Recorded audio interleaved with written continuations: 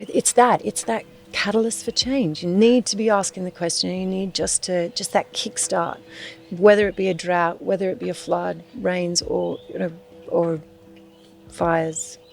It's hard to say fires. Like, I didn't think I'd be. I'm still very fragile after that. That was Sara Schmude, and you're listening to The Regenerative Journey.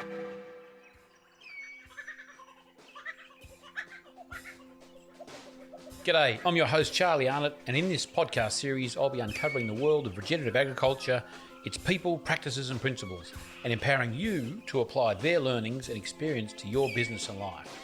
I'm an 8th generational Australian farmer who transitioned my family farm from industrial methods to holistic regenerative practices. Join me as I dive deep into the regenerative journeys of other farmers, chefs, health practitioners and anyone else who's up for a yarn, and find out why and how they transition to a more regenerative way of life.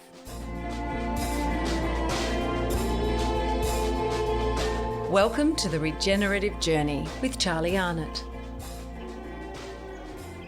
G'day, welcome to another episode of The Regenerative Journey. This week we'll be speaking with Sara Schmude. She's been involved in the land care movement there in Armidale for a good 15 years. That's half the time land care has been around. We talk about her journey as a child, epiphany she had along the way, her time as a publican at Quilpie, of all places, when she was in her early 20s. We talk about Indigenous knowledge and storytelling, the role of community, her favourite books and mentors. She's the administrator, one of the administrators. She's actually the founder, I guess, of the wonderful Facebook page Regenerative Agriculture Group. So if you're not on that yet, dive in there and apply for membership, as it were.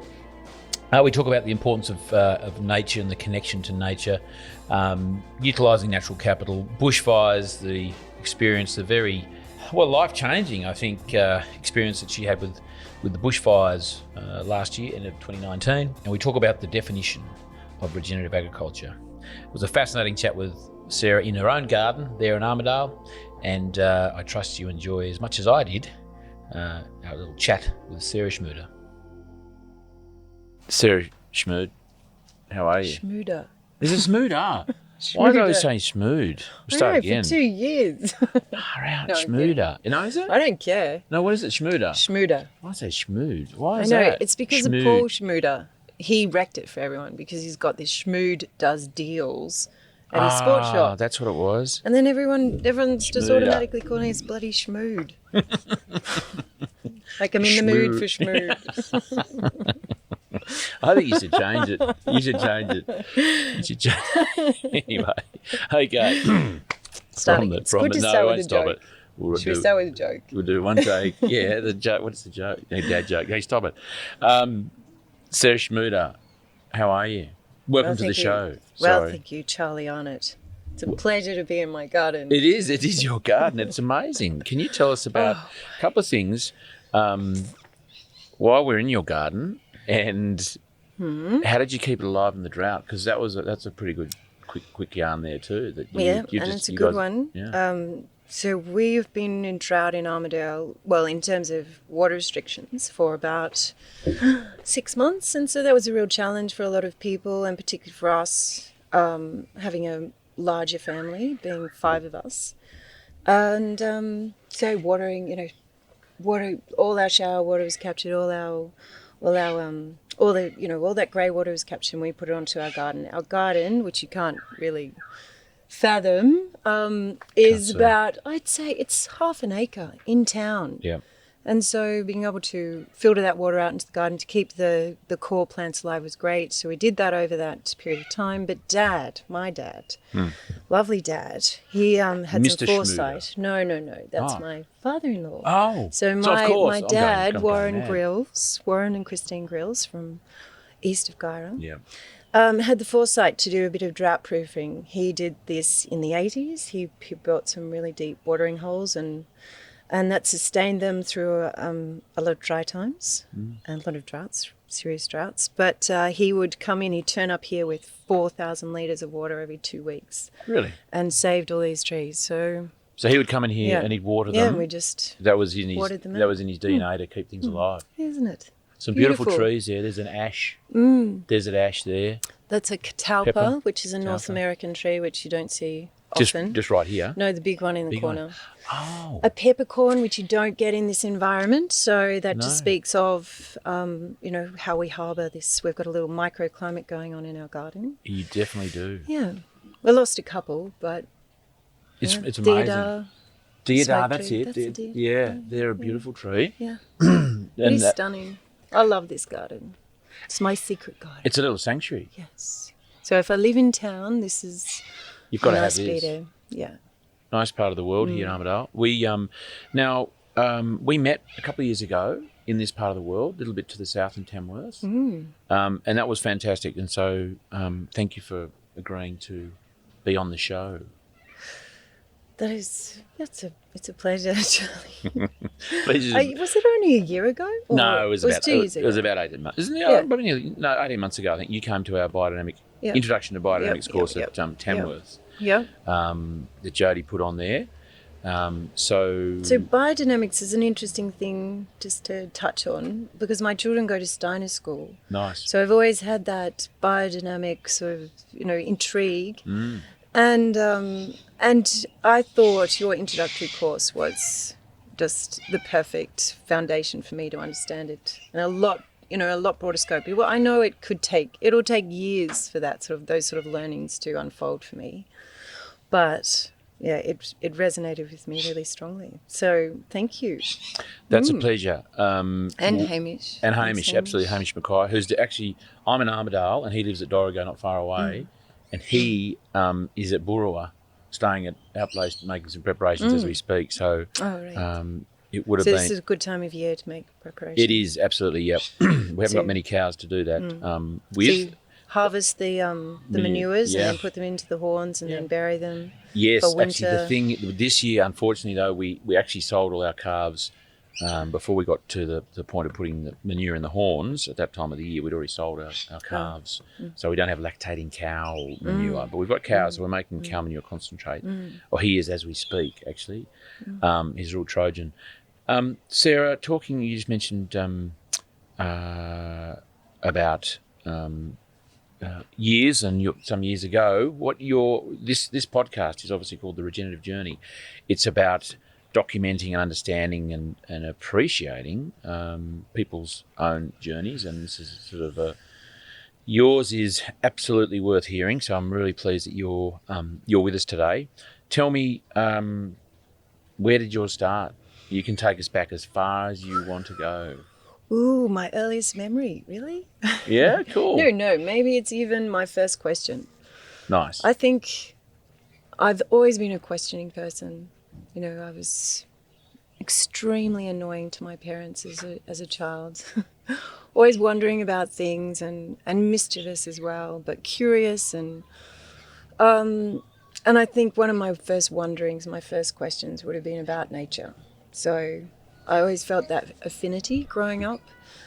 And growing up on the land, so east of Guyra, I'm a fourth generation agriculturalist, so, a bit of farming, a bit of grazing, animal raising, on a property called Tregear North, which is just in an area called Aberfoyle. And it's a beautiful part of the country, but it's been land managed for a number of generations in a productive way, and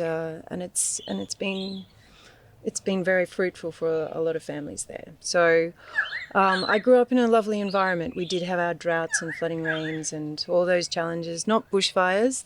That's sort of late issue.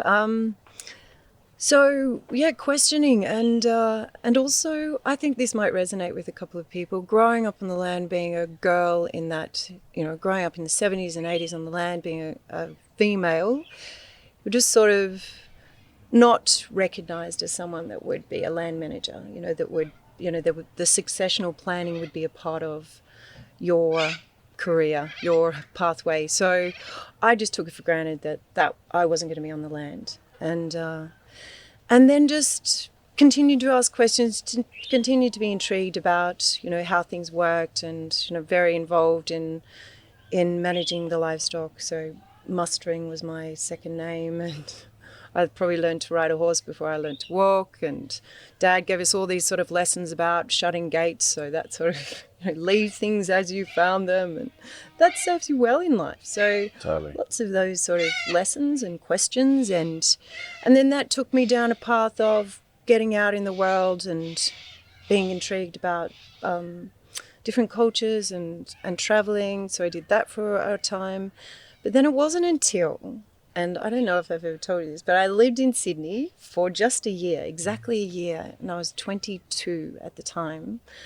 And it can be a really forming time, before your brain's fully developed. So it's like, well, what's the world got to offer? 22 is a really interesting time. And Dad called me up and said, I bought a pub in outback Queensland and I need a manager.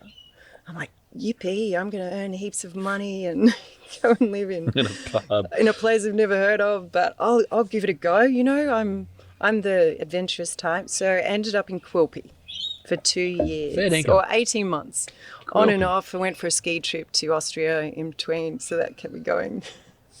But is that part of the deal? I'll go to Quilpie if you send me to Austria. Yes, So that's a good deal. Yeah, there were some perks, but again, it was just a time where I just rose to certain challenges living there, and it just gave me a lot more confidence to start forming my own ideas. I think I had a bit of a sense of entitlement up to that point, and then living in a small community of 700 people. And being the publican as well, so it's like the harbour of life in town. I just learned about community, and that was really a real, a point of change for me, I reckon. And then I was like, okay, what's my contribution here?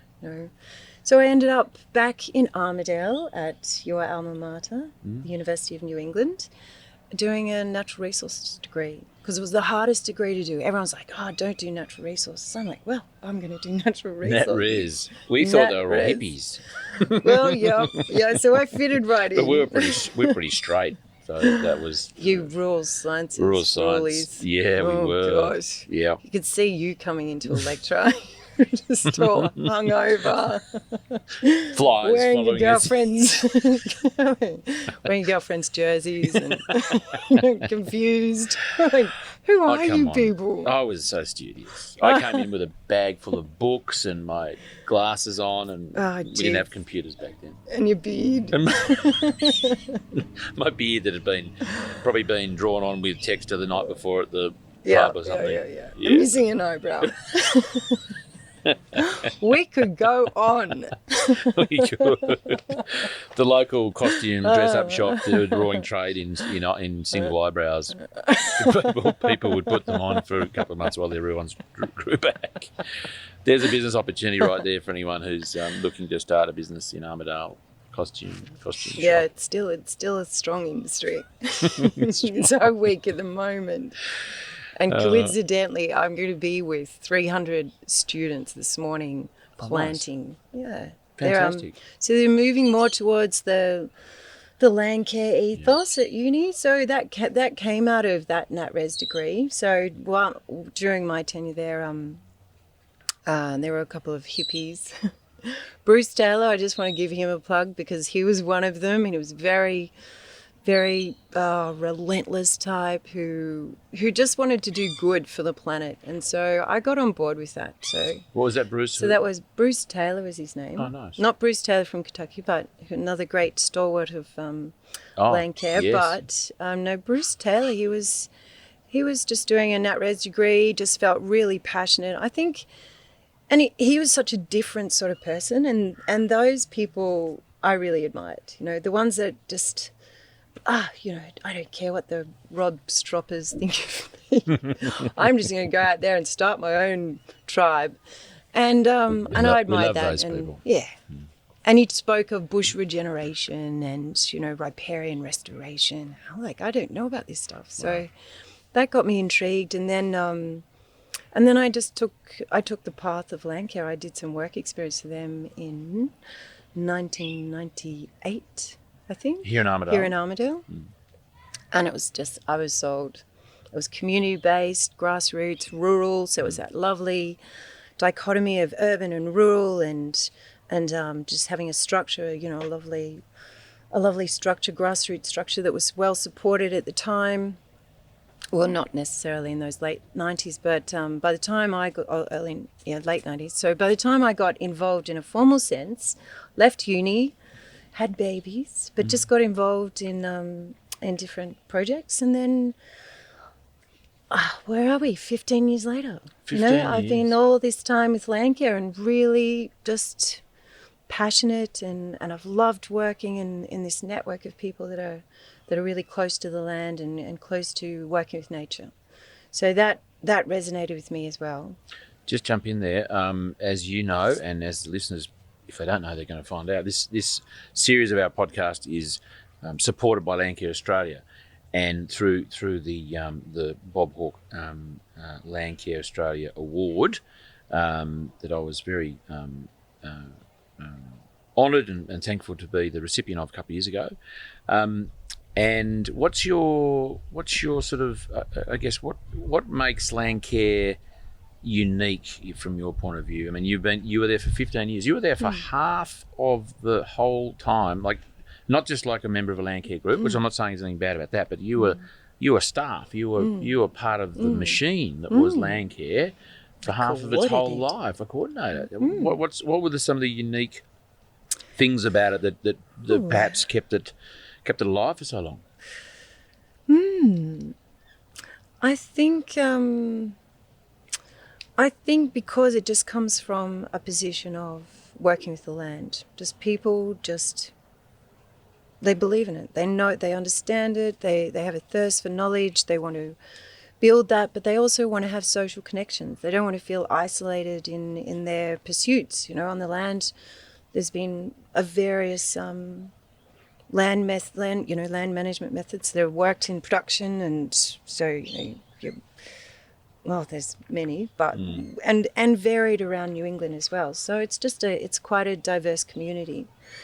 And the thing that I got most involved in was the educational side of it. So I started working with kids early on, and just because that was something that worked for me as a child. I went to an environmental centre, Thalgara Environmental Centre, which is still going today.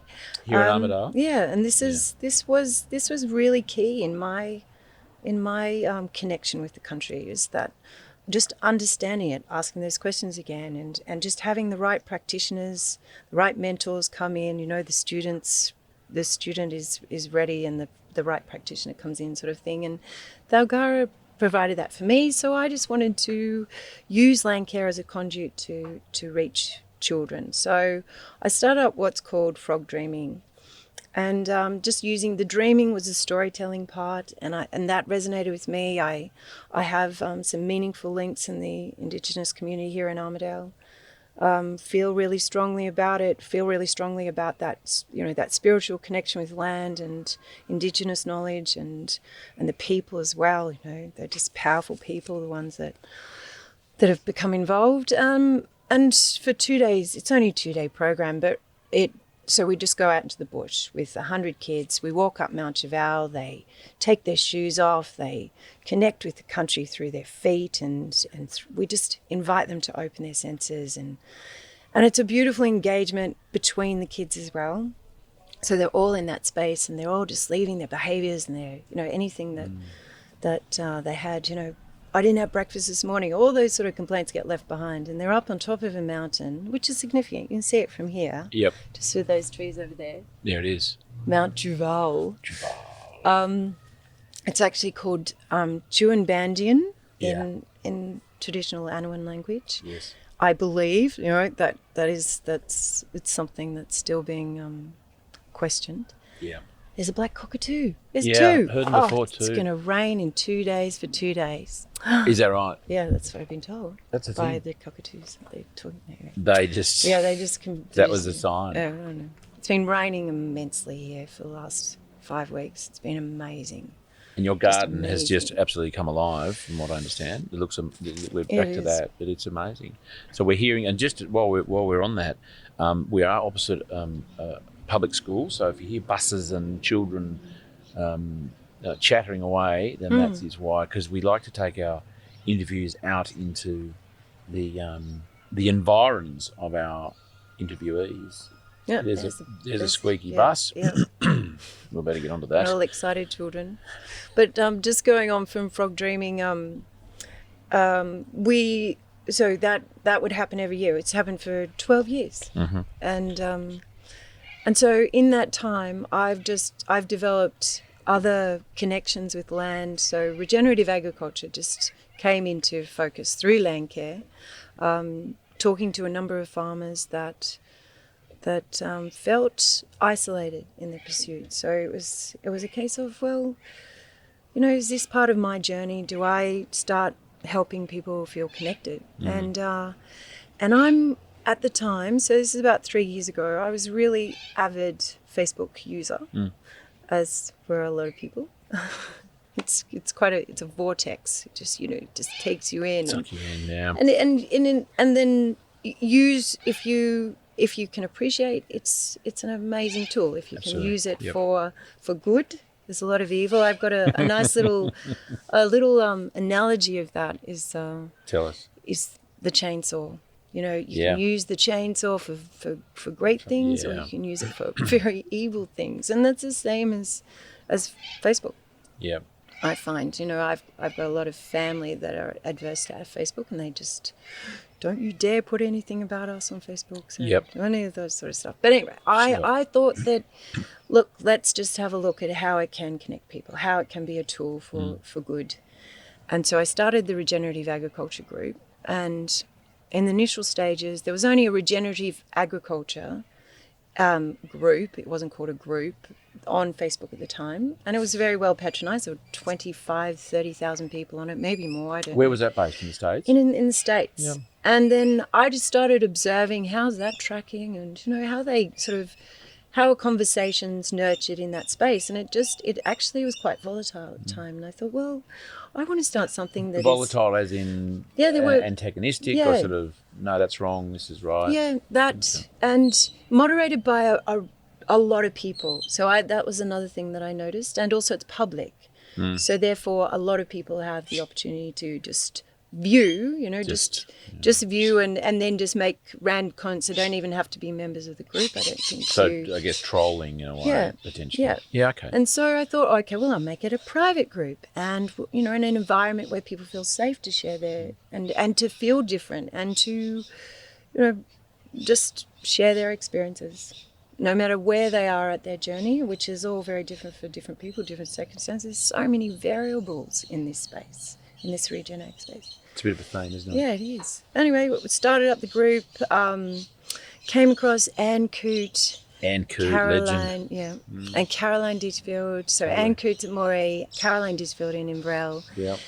In the early days, I just observed, I didn't know them, I just observed their beautiful, just this lovely way of moderating conversations, just the way they responded. So I just resonated with that, and I said, would you want to help me moderate this group, because I think it has potential.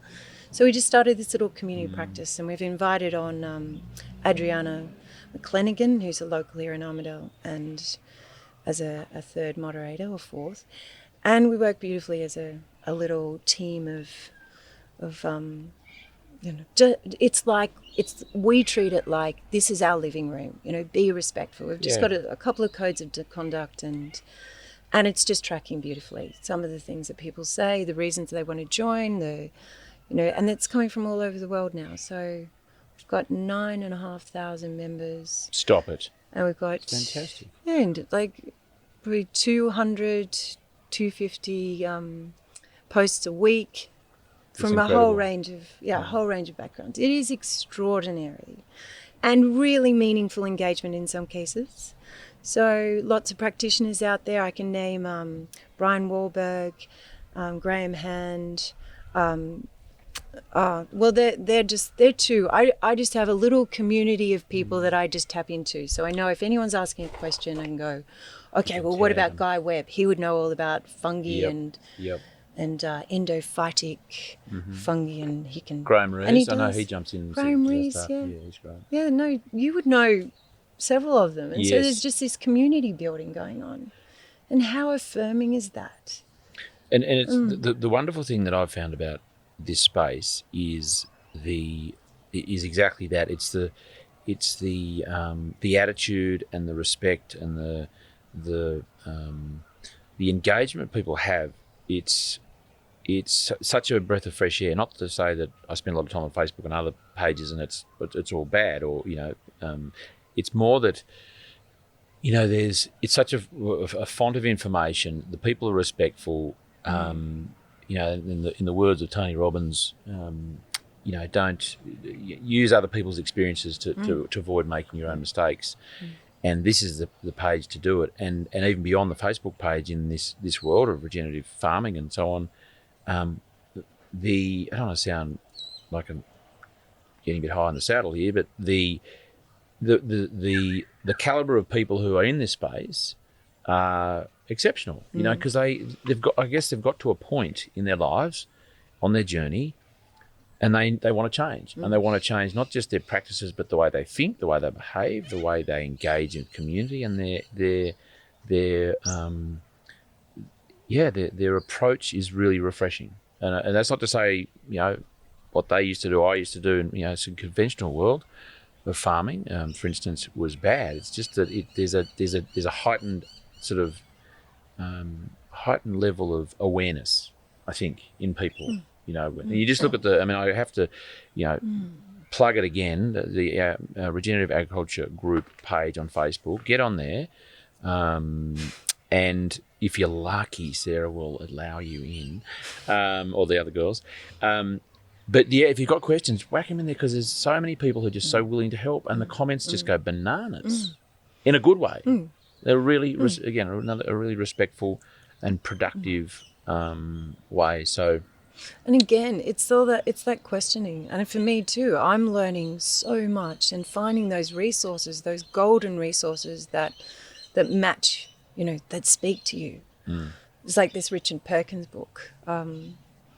I just received, it just speaks to me. It's just everything. It's just so affirming that the knowledge, the path you're on, it's being well resourced. Yeah, totally. And it's a big term. I want that read by tomorrow. Is that cool? It's like 2 inches thick. Oh my gosh. There's a word, someone just put up on Facebook, a word for all those people that collect books they never read. Oh, yeah. I could be one of them. Yeah, I'm thinking I'm probably on the cusp of that. What is it? What's the word? Oh, I'm trying to think. It'll come to me by the end of this. How long is it? 2 hours, this interview? That's a short one. A short one's too. Yeah. So tell me about books. What other books? We'll get back to your journey, because that hasn't finished yet. Just while we're on books, any other books that have resonated with you that are your go-to, that you can suggest? Put you on the spot. My first one would have been. I've got a couple of key people that give me books. Richard Makem is one of them. Bert Glover. Bert's got an amazing library, and he's so generous. He just keeps giving them out. And he probably buys more of the same books and gives them out again. Thanks, Bert. And Richard Makem's the same. Richard Makem, he's just so generous. He has a vast library and a vast knowledge and experience. And just one other person I want to mention about book lending is David Marsh. So he gave me a very key book at a very key time in my questioning, in my journey. It was the Sand Country Almanac by Aldo Huxley. Aldo Leopold. Leopold, not Huxley. Yeah, he's probably written a similar one. So gem. Yes, that was a gem. But the book that actually put me on the path of, oh my gosh, we can save the world, was a composting book by the Rodale Institute. Cool. Yes. And why that? Composting such a humble little practice, saving the world. How is that possible? I mean, just that we can make compost on scale with waste products, for crying out loud, and apply them to the land and nurture the soil, the health, and it just, feeds back into this, healthy system that you're connected with, you played a part in. And then I did your biodynamic workshop, and we made that. No, we didn't make a compost. Did we?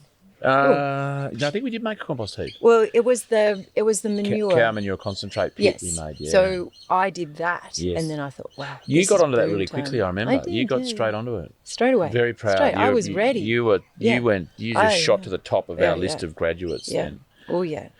And then I made a compost, which attributes to the boom in this garden is that I use that compost. That biodynamic compost I put all over this garden. And, you can see the benefits. It's extraordinary. Can I say, I have no doubt that because of your diligence and your studious nature and having made your own compost, that this garden has the recovery that it's made has a lot to do with that and the love that you get from being in here. Yeah, that's exactly right. I feel connected with it. I love it. It feeds me every day, nurtures my soul. That's important, isn't it? Yeah, it does. Yeah, it's integral. We all need something like that, whether it's a potted herb or a large garden. Another little thing to mention right there is the other thing that influenced me. I didn't read about it. I was told about. I think it was Richard Makem who said it to me first about that RCS message of manage for what you want, not what you don't want. Good call. And oh my gosh, I look at this garden now, the amount of weeds in it, but I'm not looking at them. I'm looking at the vibrancy of everything that's living and connecting within the soil. So those weeds are now part of that system. And they're valuable and they're nutritious. As Christine Jones mentioned yesterday, she was in a garden. I can't recall where she was. Maybe it was here in Armidale. She was in a garden of a friend, and they were growing vegetables. And she had marshmallow. This person, had marshmallow and fat hen. It was a refugee family that lives down the road from her. Yeah. And mallow. Mallow, and fat hen. Yeah. And Christine was sort of just if you haven't heard of Christine Jones, Dr. Christine Jones, please Google her. She did an amazing speak. Well, her website's called amazingcarbon.com.au. Yeah. So and she did a great talk at the Maya Grazing yesterday. Yeah. Well, let's give them a quick plug because they put on a wonderful day yesterday at Wilmont, just near Ebor, just east of here, an hour east of here or so.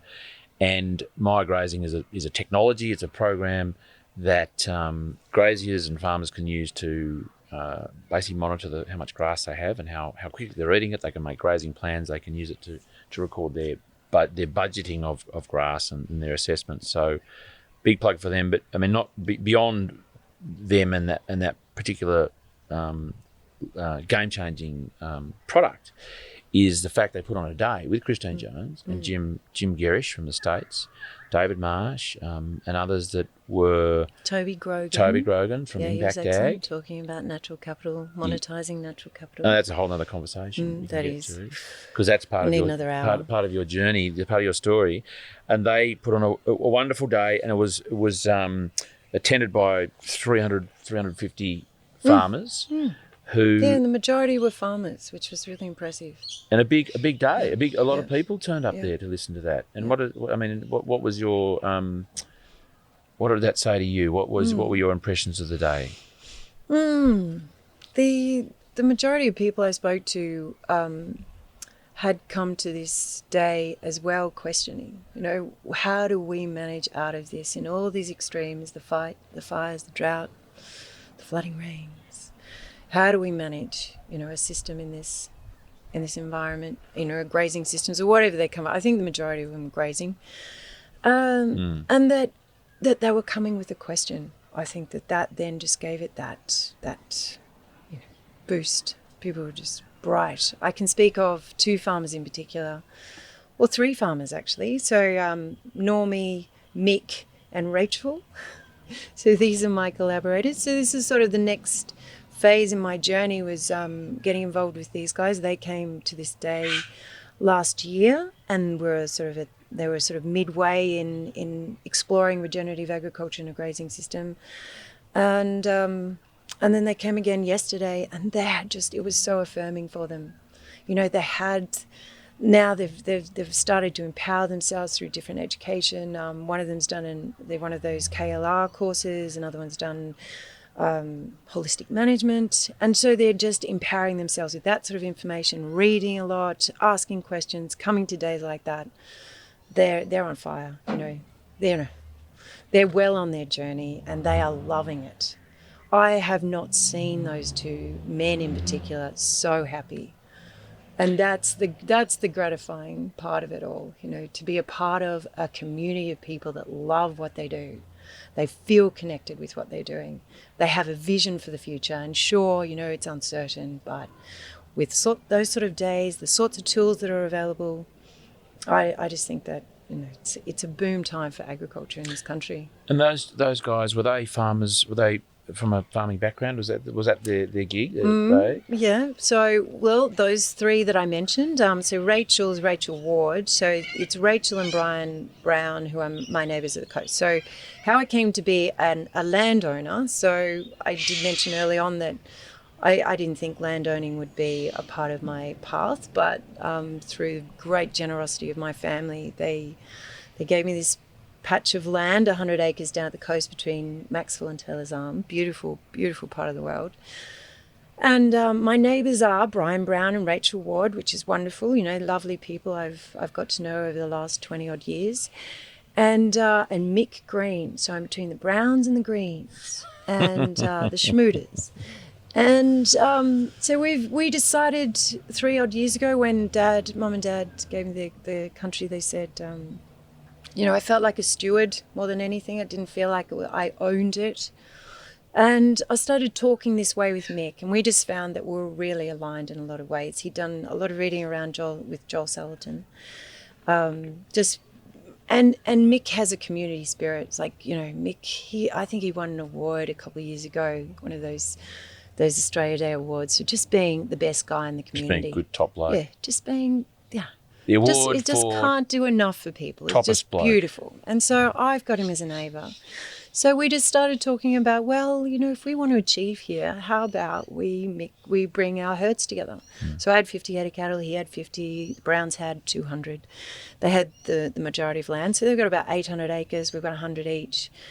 And we've been mob grazing for the last 2.5 years, using Maya grazing as a tool as well. So that was something that came out of Wilmot a year ago. And really effective. But the last year we've been in drought. They call it a green drought down there. So you still got green grass, but there's very poor nutrition, and it's a cow-calf sort of operation. So it was a lot of unknown territory. But I also wanted to give a little plug to Lee Fieldhouse. He helped me to appreciate the biology of the soil, the activity, and how you can stimulate that through biologicals. So aligning with sort of the biodynamic side of things as well. I hadn't really appreciated the biodynamic, the application of that, but at that time, so I applied biocast, so a vermicast, it's a worm. It's the worm castings. Yeah.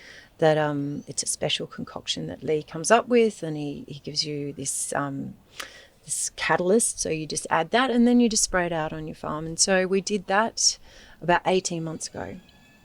And now, so yesterday, Mick told me my country is responding, amazingly, and he's comparing it to the other paddocks. We're using all the same system. They've been managed the same way for decades. And mine is responding. And I stopped using chemical as well 3 years ago. I also integrated some multi-species. So I did the whole 12. Mick was the one that came up with that. So he did 3 paddocks across the 3 properties and did this multi-species crop. But mine is responding like out of sight. And he said he puts it down to that biocast. Wonderful. And so it can take 2 years to respond, and that's working with nature. So you start to find these rhythms, the things start to function, your mineral cycles and your water cycles. I mean, that's really important down there, because water cycling, we've got really low nutrition in our pastures because we've got such high rainfall.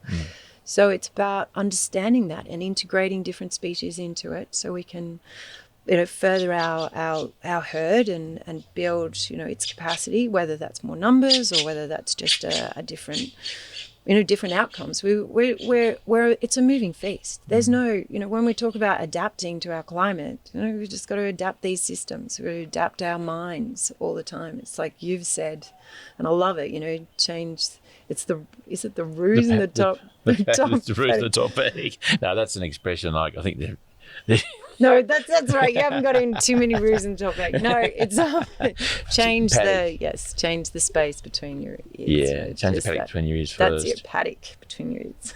Is there anything that you could suggest to people, on that topic and the paddock between one's ears, that, not mattering whether they've got country near you down on the coast or they're at Armidale or they're at Armatree or anywhere, what is there anything that you could suggest people could think about that might help, change? Not that we want people to just go and change the paddock between their ears for the hell of it. I mean, people get to a point. How can you sort of encourage or suggest people get to a point or have the courage to do that? Is there anything that springs to mind, or how did you?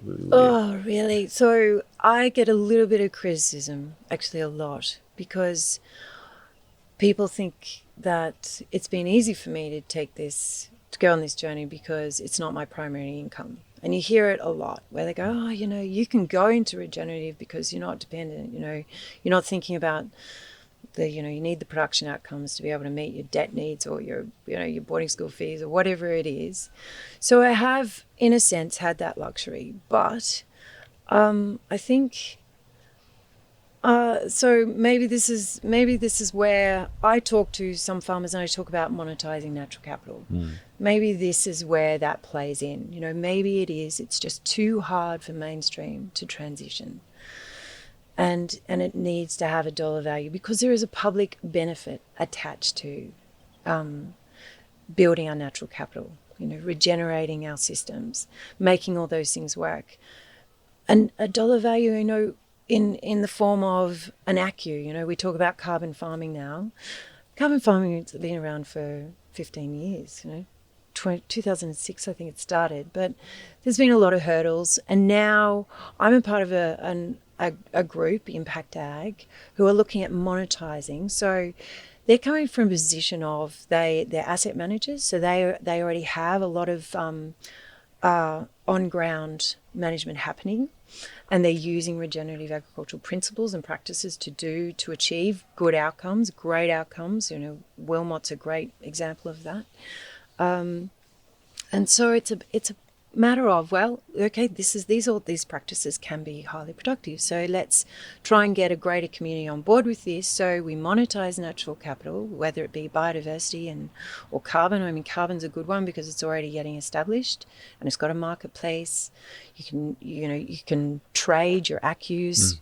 So it's about getting ACCU, what are we doing? Okay, Australian Carbon Credit Unit. So this is the Australian government through the Emissions Reduction Fund making carbon, drawing down carbon out of our atmosphere so we can meet our 2030 Paris Agreement of reducing our emissions by so much. So there's so many emissions we can reduce, but through agriculture we can actually sequester carbon. So we can actually reverse the effects that they're trying to target, to draw down this carbon into the soil. So it's agriculture that can do that. And with regenerative practices, with carbon farming, you can achieve that. And Impact Ag are about supporting communities. Possibly, the potential is that we aggregate projects. So your everyday farmers, like there's farming families out there that are struggling out of this drought, and in some cases affected by fire and now flooding rain, so lost a lot of their natural capital. So it's about asking the question first, how do I get out of this? Getting educated, finding those resources, whether they be human resources or books or, podcasts. Yeah. Podcasts. They're the best ones. I know, far out. Boom time podcasts. And they really inform me too. Oh, we can't go down that path of podcasts. Well, we can. Oh, far out. I'm happy to plug other podcasts. Oh, okay. All right, write that down. Podcast. Podcast is an amazing resource. But it is about educating those farmers and then helping them to transition to more building their natural capital, holding on to it, drawing down carbon into their soils, finding the potential to make that happen. And Impact Ag is one of those ones that can aggregate the smaller farmers, so help them transition into more regenerative practices as well as support them in going into a carbon farming initiative. So website for those guys? How people so Google Impact Ag? .com.au. Yeah, nice. Impact. And just before natural capital, because it's not necessarily a new term, but it's being heard with more frequency. What does it mean? So farmers can actually go, I've got soil, that. air, water, vegetation, biodiversity. Biodiversity, I mean, we've been talking about biodiversity in land care for generations. No, not that long. I mean, that's been going for 30 odd years, but biodiversity, a real key in your soils. It's understanding your soils, so understanding the making it effective, building its structure. So I saw yesterday, actually, for the first time I'd seen it, is a pyramid of soil health. Did you see that one where it's had the chemical at the top? So it was the reverse. So it had the chemical component, the physical component, and then the biological component. Biological was massive. Yeah. And the biological component is really only starting to be understood, that the value of that. So when we talk about natural capital, I think that is central. It's the the biological components of your vegetation, your soil, even your water. I mean, it all is a cycle. It's all an integrative system. And understanding that, and that's your natural capital. And if you can build that, if you can regenerate that, and you can attach it to an ACU, then you've got the potential to make money. So I can give you a little example, if you like, of making money out of this. So, example away. Well, all right. So say you're in a grazing system, and it's set stocking. So you can still be rotational, but if you move into something that's more about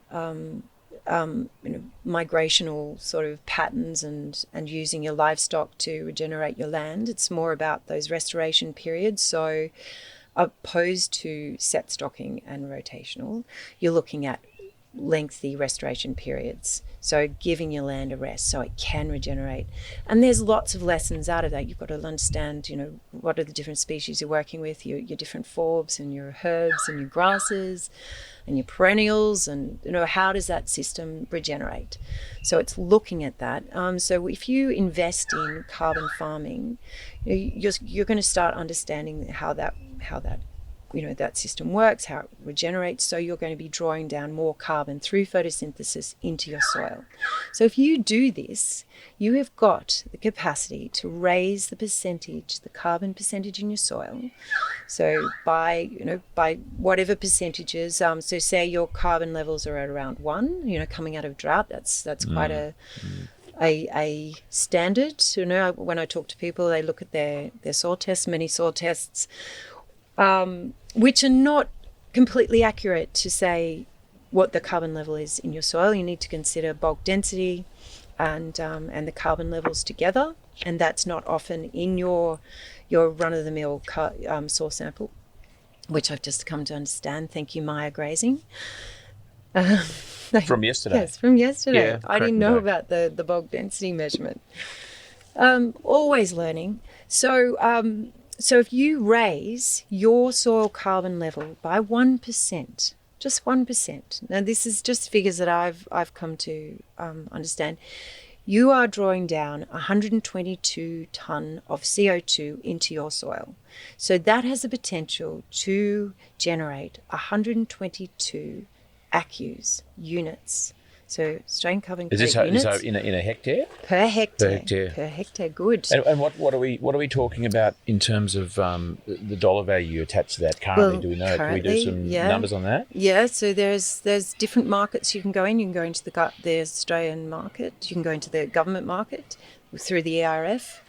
Or you can go into private markets, and they're international, and they're very lucrative in Europe and the America at the moment because they're quite established, and there's a real, there's an acknowledgement that this is important stuff. Yeah, really important for crying out loud. And Australia we've got great potential in this country to achieve this. So I think the government would be very wise to get as many people on board, through education and through, just empowering them to be able to generate their natural capital by drawing down the carbon in the soil. So in 1 hectare, the current market is $15.50 roughly. For 1 acre. For 1 acre. Get out of here. Times 122. That's 1,000 and something.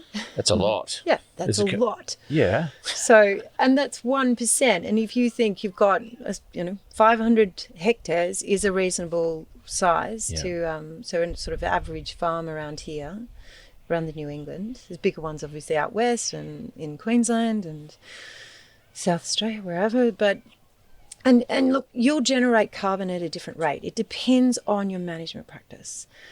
And so I have heard people talk about or bandy around how they can raise their carbon 3 and 4 and 5%. So the potential there with a practice change is you can generate a lot of dollars. So roughly, I'm just simplifying. So say it's $100. So it's 100 ACCUs per hectare, 1% carbon, increase in carbon at $15. Well, it's $1,500 a hectare. That's actually being conserved because it's actually 120, so it's more like 17.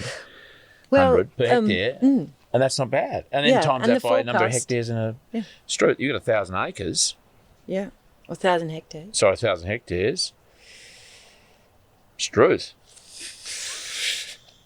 Yeah. So, and you are doing this for not just. I mean, this is securing your land. This is building resilience into your operations, and it's a long-term agreement that people have to make. So it is a commitment. Yeah. Government don't want everyone to turn around and go and plough up the country and release all the carbon back into the atmosphere. Bolt. Yeah. So it is a commitment, and look.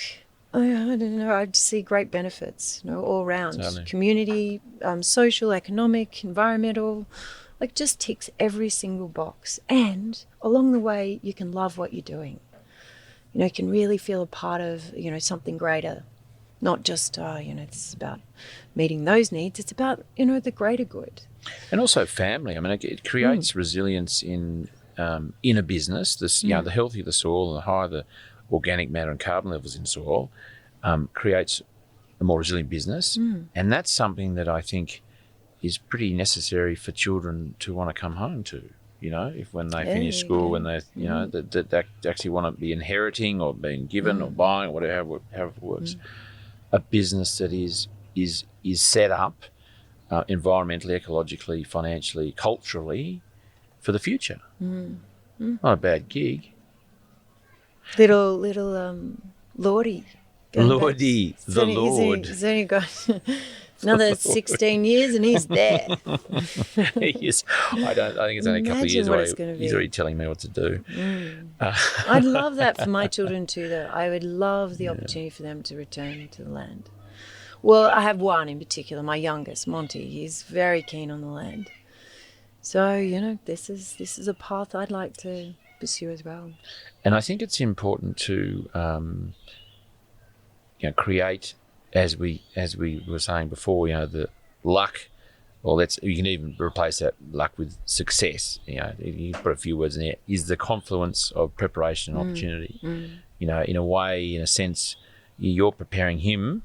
He obviously has some innate yearnings for the land and nature and interest, but preparing him, his mind, his body, his world for the opportunity that will present itself at some point is really important. Whether it's the opportunity to buy a property or inherit a property or to, But I think that's there's something in that for all of us. As I do say to, as I said before, our job as parents is to prepare our children to leave us. And we want to make sure, I think, it's our responsibility to make sure that we give them the opportunity. We don't force them into things, and we don't push them onto things, and we have to be open-minded in our approaches and what we expose our kids to. But I think, I don't think anyone could argue that a child that is brought up in nature with a respect and an understanding of and feeling they have a place or a part of nature is, I don't think that can't be a bad thing. You know, whether it's going to a corporate job, going to a farm, in hospo, I don't know, anything. You know, in the world of Steiner, we talk about that first 7 years of a child's life, they become familiar with and comfortable with themselves and nature, because they are part of nature. You know, as an individual functioning interdependently with nature. You know, and if they have that grounding, that foundation understanding, it doesn't matter where they end up. I believe they have a better chance of ending up where they need to, where they want to, because we don't always work that out, do we, till we're, I don't know, standing pulling beers at the Quilpie pub. That's right. And so just recently, I think I can use Rachel as an example. So Rachel Ward, who's in that transitional phase herself, I think she's a good example. You know, she's been farming the land for 30 years and not asking the question, just going, you know, we're just sort of taking for granted. We produce beautiful beef in a beautiful part of the world, and we've got Mick there to you know, guide us and use all the practices, all his knowledge. But there was a catalyst for change. And I think, well, from what I take from the conversations we've had, is it was a fire. So the weekend before her daughter's wedding, she was getting married in the garden down at the farm. And it's a place called Utungan, all right? So this is the area we live in. Name, or the little area we live in. Rural locality. Utungan, yeah, cool. Meaning place of many frogs. So it's beautiful. Oh, wow. You know, you go down there, it's just a cacophony of noise from frogs. It's just beautiful. Well, the good news is the frogs are still there. They are. If that's a traditional name. That's great. So her daughter Matilda was getting married, and it was all, you know, beautifully planned, and Rachel had everything beautifully orchestrated. She had the community involved. She had people, 150 guests. They're all being billeted out to different people in the community, because everyone loves Rachel down there. She's just got this great community spirit, and you know, very inclusive, lovely person. She was using my house down at the farm, and I was really, you know, I was stoked. I was like, great, you know, you can use it. And so it's the week before the wedding, the weekend before, and the fire hit a place called Burrapine, and I'm not sure if it's a national park or a nature reserve, but it hit there, and with winds and the conditions, it was just ripe for a very ferocious fire. It hit on one day, so this is the 8th of November. On a Thursday, and it just took off. And I got a phone call from Mick. I was in Armidale. I was part of a music festival and heavily involved, so I had full commitment here. And Dave my husband was busy as well. And Mick called up and he goes, "Just prepare yourself for the worst." Oh, and so this and that.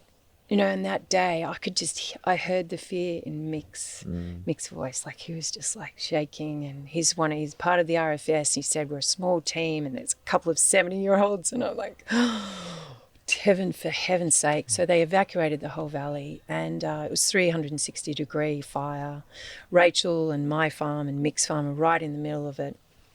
And then that night, so we call it our 9/11. I don't know if that's justified, but anyway, it was on the 9th of the 11th, and it was in the middle of the night, and the wind direction, this firestorm came in, and the wind changed direction. It just took my house. It just went to the ground in a very short space of time. Mick called me when it happened, and he's filming it as well. So it's like I'm seeing it burn down. And he was distraught, and everyone was like, it's a devastating event, and it affects everyone. You know, everyone is seeing the landscape scale of it. There's the blame game happening. It's like, how could this occur? And you know, is it our fault? Is it, you know, all these other reasons? So that was a big catalyst, I think, for Rachel to just open up. She just went, there's got to be change in this country. So she started asking the question about regenerative agriculture. So we've been bandering this around, myself and Mick and Normie, for 2 years with Rachel and Brian, and they just hadn't come to ask the question yet. So Rachel asked the question, red call of the reed warbler, just went, what? Have I been living under a rock? Sorry, Rachel. But her mind's blown, and now she's just on this new path. She was at Wilmot yesterday, and she's just, it's electrifying her enthusiasm now. She's looking at making a film, a little doco, just interviewing various people on different parts of their journey, but also looking at the climate science behind it. She's looking at, interviewing people like Alistair McLeod, who's a very successful businessman in this space, who's making big investments in regenerative agriculture. So, it's that catalyst for change. You need to be asking the question, and you need just that kickstart, whether it be a drought, whether it be a flood, rains, or fires. It's hard to say fires. Like, I didn't think I'd be. I'm still very fragile after that. Thank you for sharing 3 months too. And it was really meaningful to me too. It was a good catalyst. I didn't need the catalyst to change into my thinking around regenerative ag, but it taught me about being brave and courageous and getting the tools to do what I want to do. And so carbon farming is going to be a big part of that too, I think. My being brave and making a change myself. So did the fire experience of that, did that sort of sharpen your pencil to head in a particular direction, or just to grab the tools and run? And it really distilled. Did. And my husband, we're like, well, we're middle-aged. And our children are, they're growing they're at a point they're independent. So it's like, well, let's get back to us and where we want to go in life. And regenerative ag will play a very big part in that for me. And my husband, he's a progressive, he's a community spirited man, and he'll do, he'll follow his path too. So it's that catalyst. And again, asking questions. We're going to have to leave it there, Sarah. I think that is possibly the best way we could end, is just to encourage people to ask questions. And I've always said, ask yourself better questions, because that's how I started. Part of the journey I went on was, I was taught, and I was beaten into me, really. Not beaten into, I shouldn't say that, but it was emphasised strongly, having done grazing for profit with RCS, Resource Consulting Service Australia, that we as farmers have to ask ourselves better questions about what we're doing, who we are. We are not what we do, and I think farmers often just get stuck in that, I'm a farmer and I've got a farm and I'm going to farm the way I have forever. So thank you, Sarah. I'm going to start asking myself even better questions now on the back of that, and you've really inspired me to ask better questions, and actually, the consideration of the fire thing certainly has been on my mind. Can we avoid? We have an opportunity, I believe, to avoid this happening in the future in some way. I don't have the answers, I don't have the timeframes, but I just know that what you're doing, what we're doing, what a lot of people are doing, and their practices and philosophy can have a role to play in avoiding such a catastrophe again. Large scale, small scale. Yep, I agree. And bring more people to the table. Totally. All the knowledge we can use, Totally. It's all there. All inclusive. Sarah, thank you so much. And thank you for sharing your wonderful garden, because it's just, I love doing these things outside, because it's just, we're in nature. Nature is inspiring us. We're channeling it. Well Thanks, done. Charlie. Thanks. And you said you couldn't talk for I know, you've gone over time. No, this is great. We could keep talking. We'll do a part the podcast. We've got to do the podcast one. Oh, yeah. A favourite podcast. Yeah, do it. Oh, no. Well, I've got, all right. Well, we'll do it. No, okay, one regen ag one and one. So my regen ag one would be with John Kemp from the States. Do you know him? Yes. Not well. I don't know of him, yes. Absolutely. Oh, yeah. So he has a podcast, eco agriculture podcast, I think it's called. Anyway, just Google John Kemp podcast. He's been doing this for ages. Might be 15 years he's been talking. Yeah. bandying this around, but very articulate, very well researched. And I identify with him. And my other one is 99% Invisible, which you haven't listened to. No, I'm going to now though. It's American, and it's 99% Invisible is about all those things that we just take for granted, just to do with design and technology and whatever. All those things that govern how we exist in the world. And it's just a really good storytelling piece. Roman Mars. He does it, does he? Roman Mars. He's got the voice. Yeah. And you've got the voice, I think. I don't know if I have. I'm a bit croaky this morning, not because I was on the grog or anything. Off the grog, but because it's the morning. My vocal cords. And we haven't had warming breakfast up. Yet. No, we haven't. But we've had such Still a lovely in my slippers. morning. You are too. They're great. I'm not. I'm in my blunnies. Sarah, thank you. We better wrap it up now. Yeah. All right. And shake hands. Yeah, no, let's do that. Woo-hoo. Cheers. Woo. That was so fun. See you all in right. part B, part 2. All right. Yeah. See you. Well, what a wonderful conversation I was able to have there with Sarah in her garden at Armidale. Beautiful spot to be having a chat with her. A real inspiration to many regenerative farmers and people thinking about coming into the industry and just stepping their way softly into there. With her Facebook page, the Regenerative Agriculture Group page, a fantastic font of information.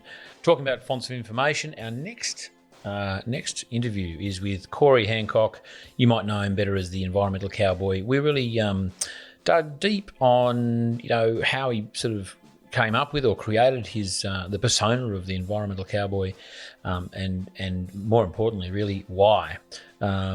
We look at all sorts of issues or matters, I should say, environmental matters, and he's doing a fantastic job of advocating for real conscientiousness about our environment, where we're headed, what we're really creating for our children to inherit. So we have some choices to make about how we do that, and Corey's doing a fantastic job of giving us some options. Now, don't forget to subscribe, comment, share, and generally get involved with the Regenerative Journey podcast. Really excited to be sharing our next interview with, which is Corey Hancock. For more episode information, please head over to www.charliearnott.com.au. This podcast is produced by Rhys Jones at Jaeger Media, and as the recipient of the Bob Hawke Landcare Award, Charlie would like to thank Landcare Australia for their support in the creation of this first series of the Regenerative Journey.